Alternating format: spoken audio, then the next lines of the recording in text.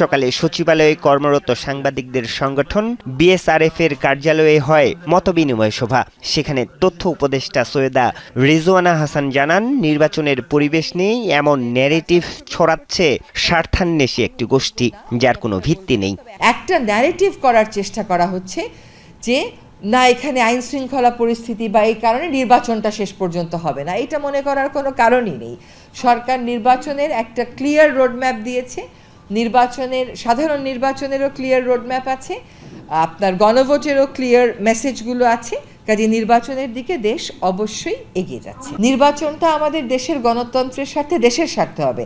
এখন আমরা কোন দেশ থেকে কি গুজব রটাচ্ছে সেটা নিয়ে বেশি পড়ে থাকবো, সেটা নিয়েই বেশি প্রশ্ন করব, নাকি আমরা আমাদের প্রস্তুতি নিব?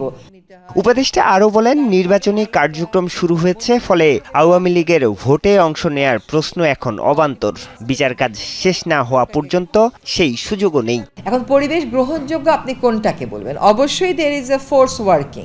একটা ফোর্স তো কাজই করছে যে একটা ভয়ভীতি দেখিয়ে মানুষকে নির্বাচন থেকে দূরে সরিয়ে রাখা যায় কিনা সেটা করার জন্য। সেটা তো আমরা কোনোভাবেই সফল হতে দিতে পারি না। এদিকে নিজ দপ্তরে আয়োজিত এক ব্রিফিংয়ে খাদ্য উপদেষ্টা জানান, সুষ্ঠু ও নিরপেক্ষ নির্বাচন আয়োজনের সব ধরনের সহযোগিতা করছে অন্তর্বর্তী সরকার।